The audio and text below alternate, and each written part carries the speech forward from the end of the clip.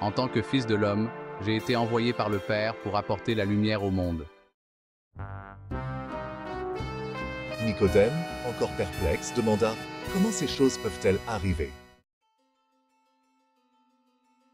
Je vous l'ai demandé.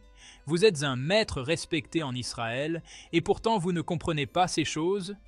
Nous parlons de ce que nous savons et témoignons de ce que nous avons vu, mais vous n'acceptez pas notre témoignage. Si vous ne croyez pas quand je vous parle des choses terrestres, comment croirez-vous quand je vous parlerai des choses célestes? Personne n'est monté au ciel si ce n'est celui qui est descendu du ciel, le Fils de l'homme. De même que Moïse a élevé le serpent d'airain dans le désert, ainsi sera élevé le Fils de l'homme, afin que quiconque croit en lui ait la vie éternelle. Alors j'ai prononcé les paroles qui résonneraient à travers les générations. Car Dieu a tant aimé le monde qu'il a donné son Fils unique, afin que quiconque croit en lui ne périsse point, mais qu'il ait la vie éternelle. Dieu n'a pas envoyé son Fils dans le monde pour condamner le monde, mais pour le sauver par lui.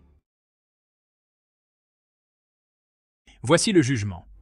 La lumière est venue dans le monde, et les hommes ont préféré les ténèbres à la lumière, parce que leurs œuvres étaient mauvaises.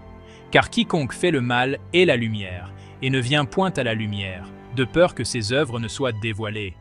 Mais celui qui agit selon la vérité vient à la lumière, afin que ses œuvres soient manifestées, parce qu'elles sont faites en Dieu. Après cela, mes disciples et moi avons quitté Jérusalem et sommes allés dans la campagne de Judée, où j'ai passé un certain temps à baptiser les gens. Jean aussi baptisait à Hénon, près de Salim, parce qu'il y avait là beaucoup d'eau, et les gens venaient à lui. Une discussion s'éleva entre les disciples de Jean et un juif au sujet de la purification. Ils vinrent ensuite auprès de Jean et lui dirent « Rabbi, voici celui qui était avec toi au-delà du Jourdain, et à qui tu as rendu témoignage, baptise, et tous vont vers lui. » Il poursuivit, « Celui qui vient d'en haut est au-dessus de tous.